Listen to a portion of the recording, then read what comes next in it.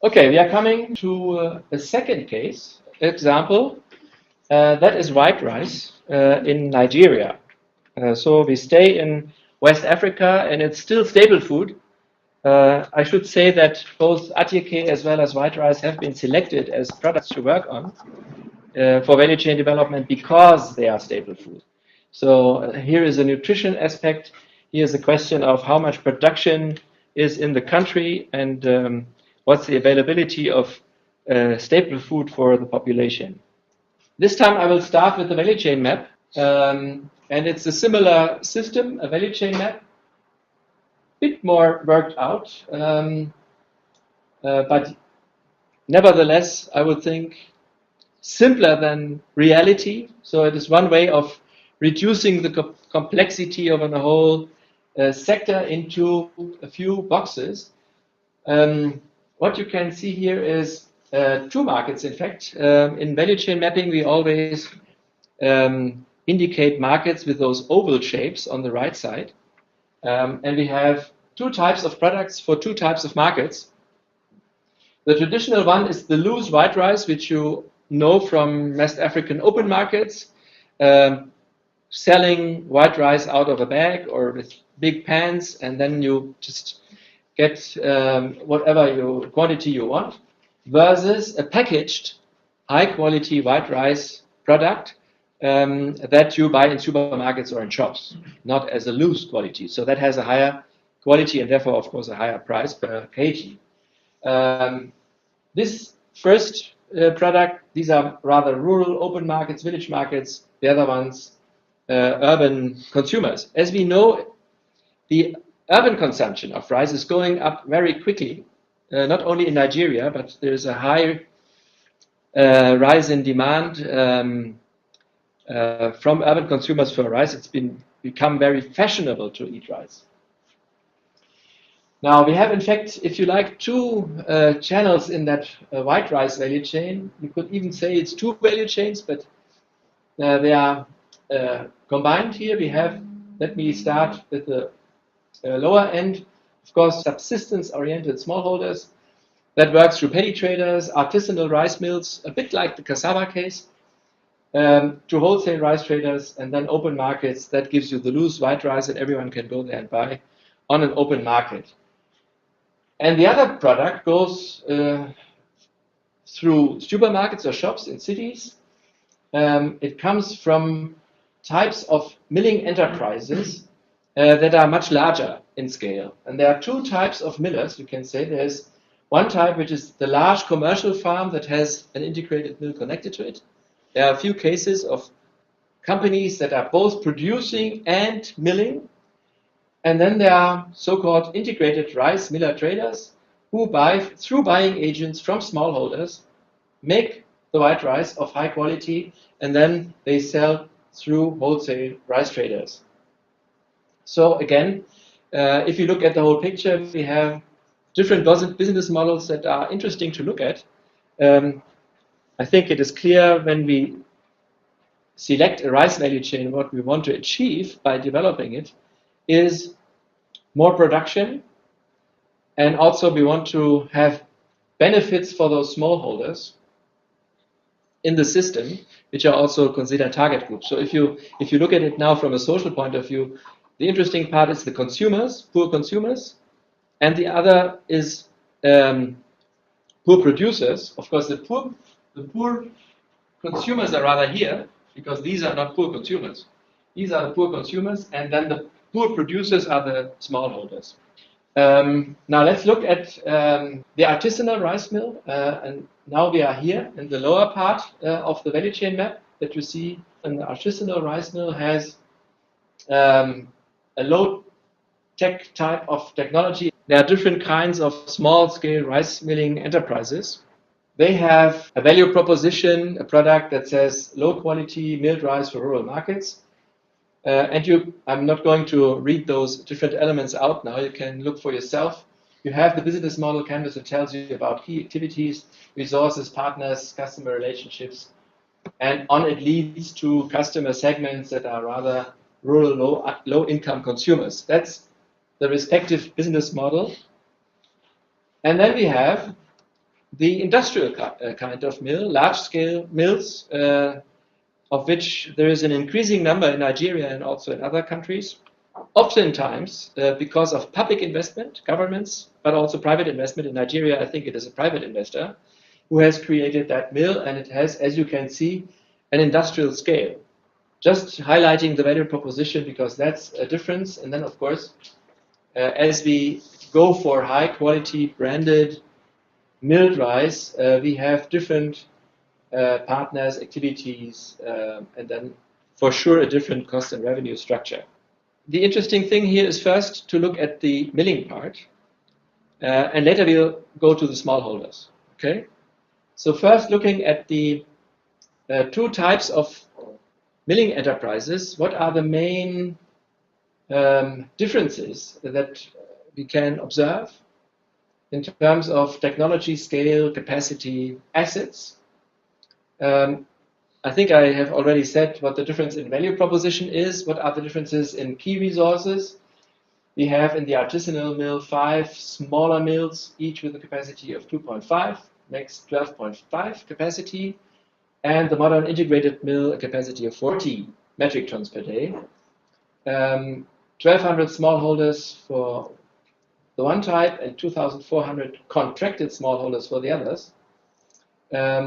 Different kinds of wholesale buyers of that produce, different customer segments. And of course, now come the financial, the numbers, the financial parameters.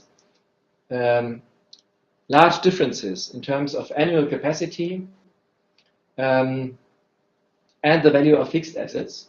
The most interesting difference, of course, and I'm still not so sure whether this is really correct, is that difference between 70,000 and 7.7 billion, because that's 100 times as much investment. We are not so quite sure whether these numbers are correct, so take them as estimates for now, and I think we are still in the process of getting those numbers right. The difficulty in collecting numbers has already been mentioned by you. I think this is something we have to talk about later. And then the current assets, as we are turning through more paddy is of course the raw product coming from the farm, you need also more money to pay for the paddy, and that is also a capital requirement. Cost, revenue, profit. If we take a capacity utilization of 80%, and we'll see in a minute that this is not the case right now, but if we take 80% as the business plan, then the volume of paddy processed would be 3.6 versus 14.5. The fixed cost goes up tremendously. The variable cost goes down because we have a higher milling efficiency. The total cost again up a lot. And now we've been calculating quite a bit to find out the average unit cost per ton. And now there have been some debates on which is the right number. So far, what I have come across as a preliminary result is that it is practically the same average unit cost, and the main point here is that the difference in fixed cost is so large. We have very high volumes of rice sold in the second model.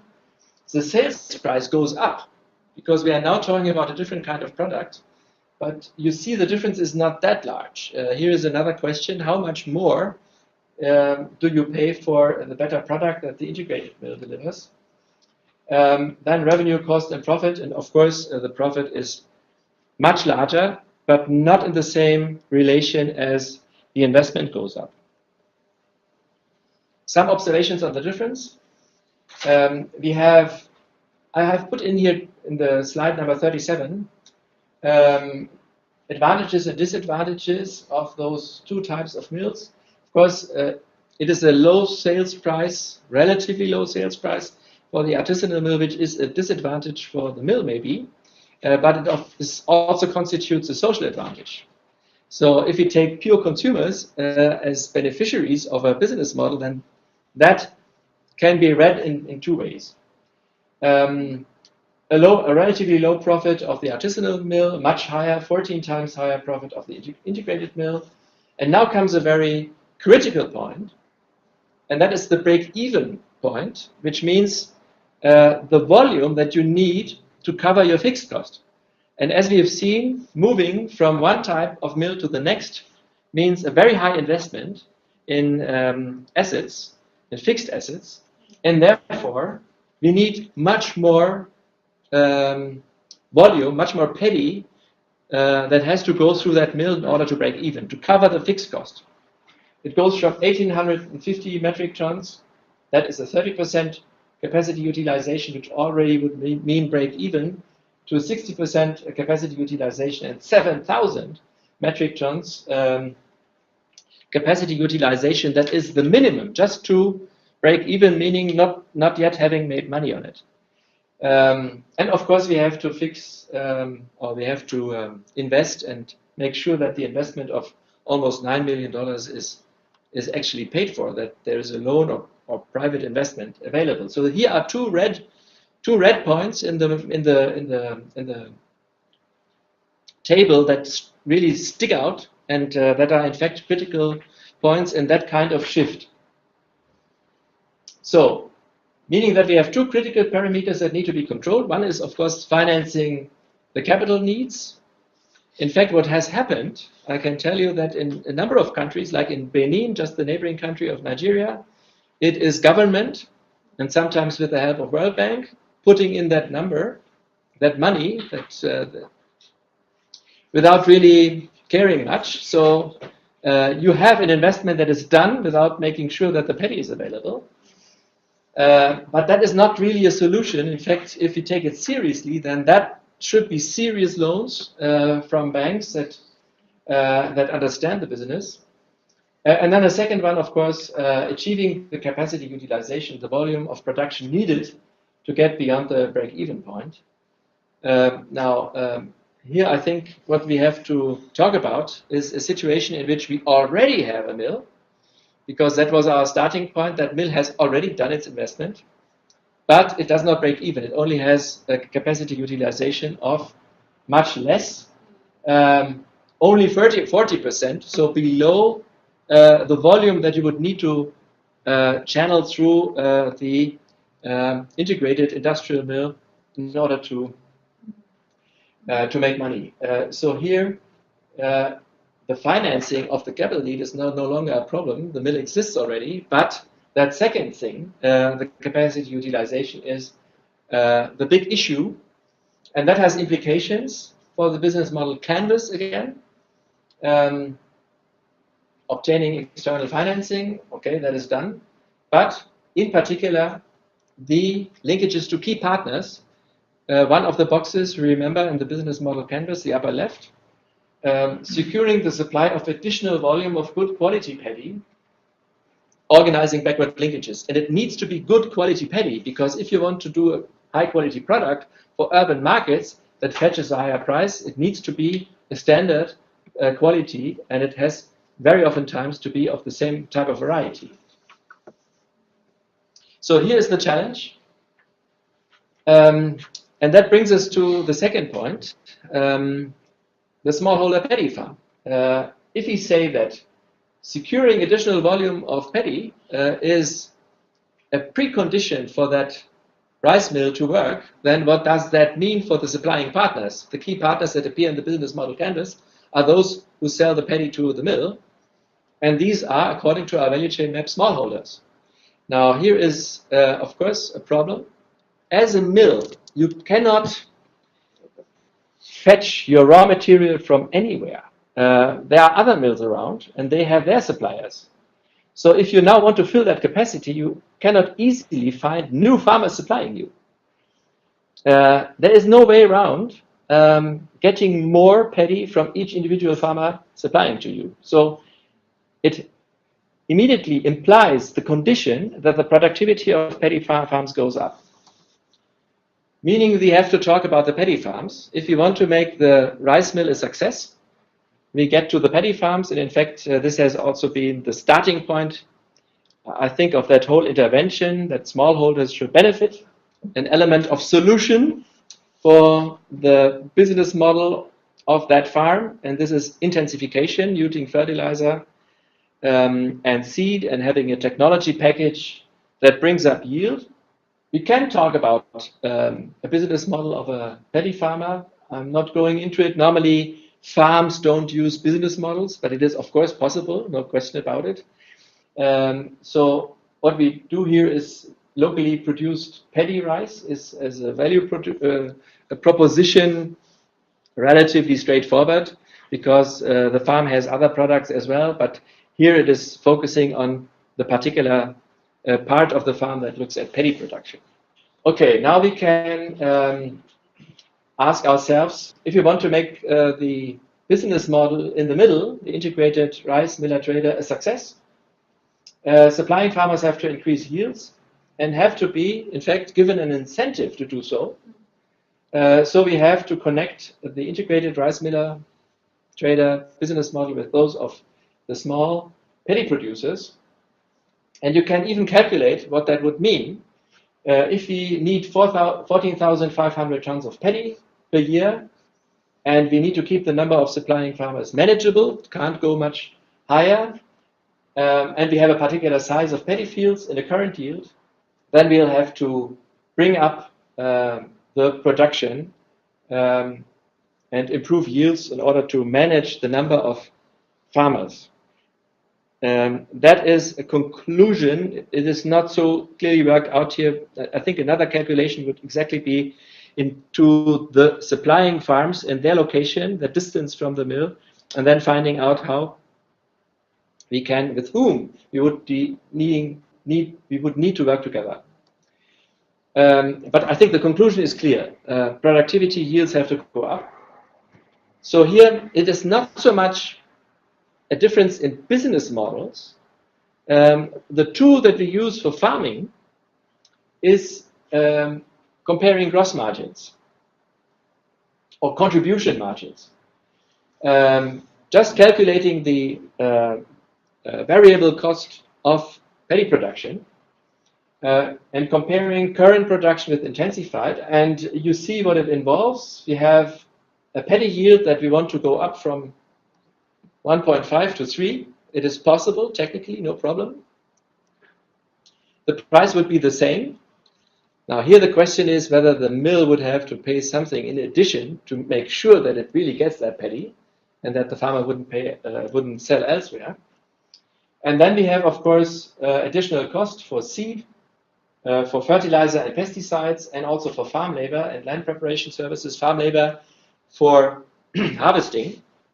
Because if you bring up your production, you'll also need more labor for harvesting. Now, if you take the variable cost and the revenue, it gives you a gross margin or contribution margin that is slightly higher in the intensified production. And of course, it comes as an additional cash need. So here again, it's not just the fact that you change your technological system and you earn more money. You also have to utilize more capital, short-term capital for the crop production period in the order of $400 per hectare. And of course, you also have to calculate an interest on this one. If you look at that interest rate, you see that the contribution margin minus interest goes down a lot. Here is really a problem because can we make sure that, in fact, we have the right package for the farmers? I must say this is again an estimate. It's not the end of it. Maybe Simon can later tell something more about it because those calculations have been done in collaborative work as a team. Current versus intensified paddy production, slide number 43. The contribution margin of the intensified production is higher. Profit increases. Short-term capital need goes up to cover the variable cost per hectare, but we also have to finance the package. So, what are the conditions? Short-term financing of seed inputs, etc. Supply of the technology package needs to be secured so that, in fact, the seed and fertilizer and what it takes needs to be there in time. Farm extension also available so that people would know how to do it. as well as the tillage service and additional farm laborers. So you can see a number of conditions here. That shift is not that easy, obviously. We'll have to think about that. Still, on both ends, we have relatively critical conditions. We need that supply to get the mill running, and we also have to make sure that farmers are profitable enough to move into that system. So this sums it up. This is slide number 44. Conclusions. What can we make of the rice business model analysis?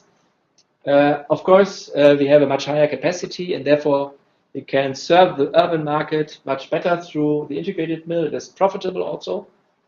Currently, the investment has already been done, but the capacity is not utilized. It is a medium-scale business model, and investment is very high, as we have seen. This can only be done by relatively wealthy businessmen, let's face it. Which also means, and that brings us back a bit to that initial point of where to get the numbers from and how to collaborate. Here it is really, I think, the businessman himself who would have to give us those numbers because it's in his own interest to have that clear. The social benefit is therefore created at the level of supplying smallholders for whom the mill is a secure sales channel and who can intensify and expand production based on that market outlet if they reach the mill. To be feasible for the mills, the number of supplying farmers has to be manageable. Farmers have to become more productive. And of course, the main limitation is money, the increased capital demand on both ends. And we'll have to look into the profitability at farm level again to really make sure that the technology package is feasible.